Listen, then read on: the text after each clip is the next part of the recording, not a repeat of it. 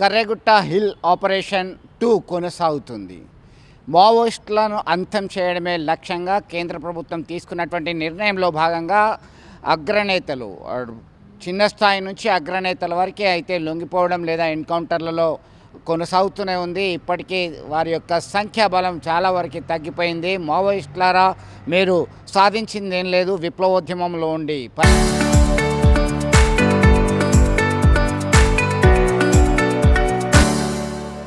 పరిస్థితులు మారాయి, మీరు మారండి అంటున్నారు మల్లోజ్ల వేణుగోపాల్. అయితే ఇతను ఒక్కడే కాదు, చాలామంది కంకణాల రాజిరెడ్డి కావచ్చు, పుల్లూరి ప్రసాదరావు అలియాస్ చంద్రన్ కావచ్చు, ఇలా పిలుపునిచ్చిన వాళ్ళే చాలామంది ఉన్నారు.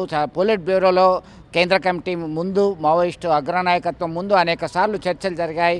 ఇప్పుడు ప్రస్తుతం మన పరిస్థితులు మారాయి. Operation Kagar, operation green hunt లాంటి చర్యలు చేపట్టారు. కేంద్ర హోంశాఖ మంత్రి అమిత్ షా ఇచ్చినటువంటి పిలుపు, తీసుకున్నటువంటి నిర్ణయం మేరకి కేంద్ర ప్రభుత్వం మావోయిస్టుల మీద, ఇటు యాంటీ సోషల్ ఎలిమెంట్ల మీద ఉక్కుపాదం మోపుతుంది. దీనిలో భాగంగా తాజాగా జరుగుతున్నటువంటి ఆపరేషన్ని పరిశీలిస్తే బడే చొక్కారావు అలియాస్ దామోదర్, అలాగే ఇటు వచ్చేసరికి మావోయిస్ట్ అగ్రనాయకం దేవ్జీ అలియాస్ తిరుపతి లక్ష్యంగా చేసుకుని ముందుకెళ్తుంది. ఇప్పటికే 5 ఎన్కౌంటర్లో మృతి చెందారు, పలువురికి గాయాలయ్యాయి. దీనిలో భాగంగా క్షణక్షణం ఉత్కంఠ మారుతుంది. ఎప్పుడు ఏం జరుగుతుంది, గతంలో ఉన్నటువంటి పరిస్థితిని, ఇప్పుడున్నటువంటి పరిస్థితిని అవలోకన చేస్తే వారు సాధించింది ఏంటి అనేటువంటి రివ్యూ చేస్తున్నారు. ఆఫ్కోర్స్ ప్రజా మార్పు కోసం, ప్రజల్లో చైతన్యం కోసం మావోయిస్టులు గతంలో ఉన్నటువంటి పీపుల్స్ గ్రూపు, అనేక విప్లవ సంస్థలు కీలకమైనటువంటి మార్పులు తీసుకొచ్చినటువంటి సంగతి మనకు విదితమే. భూస్వామ్య పెత్తందారీ విధానాన్ని, దోపిడీ విధానాన్ని ప్రశ్నించి సమాజ స్థాపన కొరకు అనేక చర్యలు చేపట్టారు. అనేక ప్రాంతాల్లో మార్పు తీసుకొచ్చారు. అనేక మందికి భూమి లేని వానికి తమ ఆక్రమణదారుల నుంచి భూమిని సొంతం చేసుకునే విధంగా సైతం అనేక మార్పులు పరిణామ క్రమంలో జరిగాయి. అయితే ప్రస్తుతం జరుగుతున్నటువంటి విప్లవ ఉద్యమానికి వచ్చినటువంటి ఆటంకం ఏంటి అనేది ఒక్కసారి పరిశీలిస్తే, కమ్యూనికేషన్ వ్యవస్థ చాలా మారిపోవడము, గతంలో ఉన్నటువంటి 50 ఏళ్ల కింద నుంచి 2005, 2010 వరకు ఉన్నటువంటి పరిస్థితులకి చాలా పెద్ద ఎత్తున మార్పులు వచ్చాయి. చైతన్యవంతమైనటువంటి ప్రజలు, యువత ముఖ్యంగా వారి ఉద్యోగాలు, ఉపాధి అవకాశాలను వెతుక్కుంటూ ముందుకెళ్తున్నటువంటి పరిస్థితి. మరొక వైపు పోలీసు డేగనీడ ఉక్కుపాదంతో అణిచివేయడానికి కృత నిశ్చయంతో ఉండడం, దీనిలో భాగంగా అనేక హెచ్చరికలు జారీ చేసినప్పటికీ మావోయిస్టులు తమ పంతాను మార్చుకోలేదు. ప్రజల్లో మార్పు తెచ్చి సరికొత్త అధ్యాయాన్ని స్టార్ట్ చేయాలి, సరికొత్త పోరాట పంతాను ఎంచుకోవాలి అనేటువంటి క్రమంలో అనేక సూచనలు పౌర హక్కుల సంఘం నాయకులు కావచ్చు, విప్లవకారులు, రచయితలు, కవులు సూచన చేశారు. అయినప్పటికీ తీరు మారలేదు. మారిన వాళ్ళు మాత్రం జనజీవన స్రవంతిలోకి రావడానికి మొగ్గు చూపుతున్నారు. చాలామంది చిన్న పెద్ద, ఆడ మగ అనే తేడా లేకుండా ఉమ్మడి కరీంనగర్ జిల్లాకు సంబంధించినటువంటి అగ్రనాయకులు ఎందరో మావోయిస్టు అండర్గ్రౌండ్ ఉద్యమంలో పనిచేశారు, కీలకంగా ఉన్నారు. ప్రస్తుతం దేవ్జీ అలియాస్ తిరుపతి, బడే చొక్కారావు, అలాగే లక్ష్మణరావు అలియాస్ గణపతి, వీళ్ళంతా కూడా టాప్ క్యాడర్లో ఉన్నటువంటి వ్యక్తులే. అయితే ఇటీవల కాలంలో వారిని వెంటాడుతున్నటువంటి సమస్య ఏంటి అనేది ఒక్కసారి పరిశీలిస్తే, అనారోగ్యం బారిన పడ్డారు. ఏజ్ ఫ్యాక్టర్, చాలామంది వయోవృద్ధులుగా మారుతున్నటువంటి పరిస్థితి, మలేరియాతో ఇబ్బంది పడుతున్నటువంటి పరిస్థితి, కమ్యూనికేషన్ వ్యవస్థ అధికం కావడంతో వీరికి సహకరించేటువంటి వారి సంఖ్య తగ్గిపోయింది. ఛత్తీస్గఢ్, గడ్చిరోలి, కోరాపుట్, ఒరిస్సా, అలాగే చర్ల, ఈ ప్రాంతంలో ఏఓబి ప్రాంతం కావచ్చు, ఇతరత్ర ప్రాంతాలు కావచ్చు, ఎక్కడైతే షెల్టర్ జోన్గా భావించారో వాళ్ళంతా కూడా ఈ దండకార్యం నుంచి సైతం బయటకు రావాల్సినటువంటి దుస్థితి ఏర్పడింది.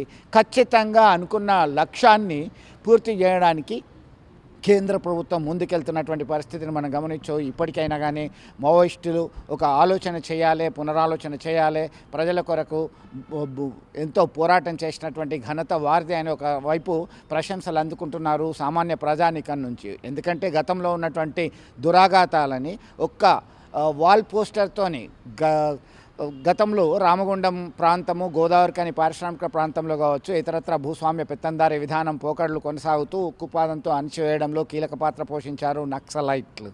దీనిలో కేవలం ఖబర్దార్ బిడ్డ ప్రజా కోర్టులో నీకు శిక్ష తప్పదు అని ఒక లేఖ రెడ్ పోస్టర్తోని గోడకు అంటిస్తే మార్పు చాలా వచ్చింది. ప్రజా కోర్టులు నిర్వహించారు. గతంలో ఉన్నటువంటి పరిస్థితి వేరు, ఇప్పుడున్నటువంటి పరిస్థితి వేరు. చాలామంది యువకుల్ని ఆకట్టుకోవడంలో ఆకర్షించడంలో విఫలమయ్యారు. ఎవరు ఆ పంతాన పట్టట్లేదు. మరి వారి యొక్క ఉద్యోగ ఉపాధి కల్పన కొరకు వారు ప్రయత్నాలు చేస్తున్నారు. దొరికినంతలో ఉన్నంతలో చేసుకొని తిందామంటున్నారు. ఈ క్రమంలోనే ఇది నిర్వీర్యం అయిపోయింది. కొత్త రిక్రూట్మెంట్ లేదు. నూతన పంతాను అనుసరించాల్సినటువంటి అవసరం ఉంది అనే అగ్ర నాయకులు, లొంగిపోయిన వాళ్ళు సైతం పిలిపించేటటువంటి నేపథ్యంలో తాజాగా జరుగుతున్నటువంటి పరిణామాల మీద దేశవ్యాప్తంగానే కాదు ప్రపంచవ్యాప్తంగా మావోయిజం, మార్క్సిజం, లెనినిజంకి సంబంధించి జరుగుతున్నటువంటి పరిణామాలు ఏంటి అనే అవలోకన ఒక రివ్యూ అయితే కొనసాగుతున్నటువంటి పరిస్థితి. భారతదేశం అనేక ఉద్యమాలకి ఊపిరినిచ్చి చైతన్యవంతమైనటువంటి గడ్డగా పేరొందింది కరీంనగర్ జిల్లా. ఈ కరీంనగర్ ఉమ్మడి జిల్లాకు సంబంధించి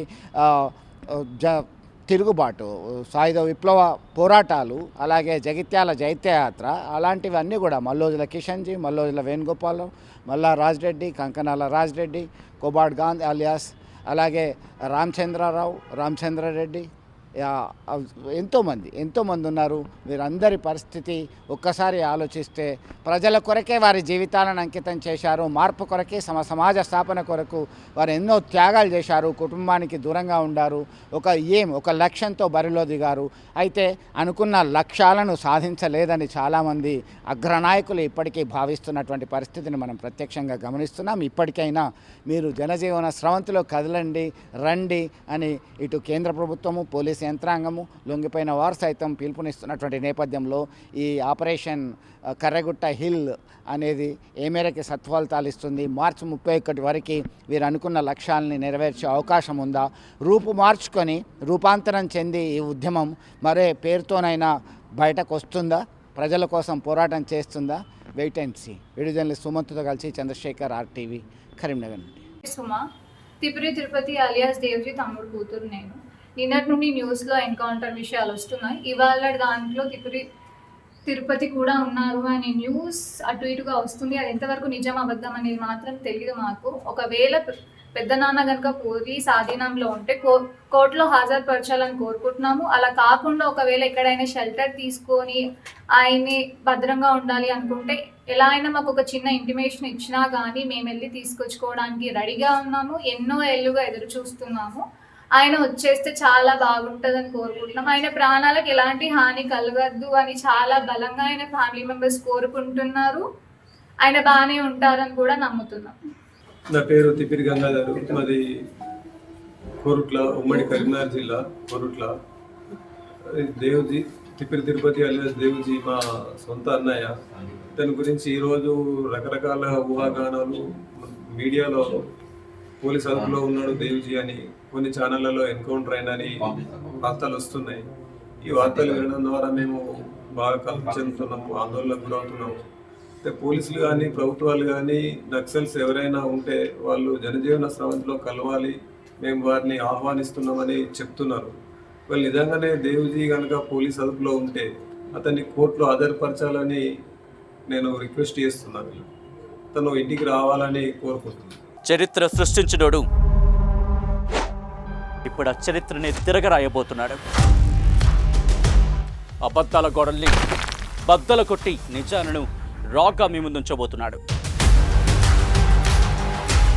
నిజమైన వార్తల కోసం వెంటనే డౌన్లోడ్ చేసుకోండి రా యాప్ని.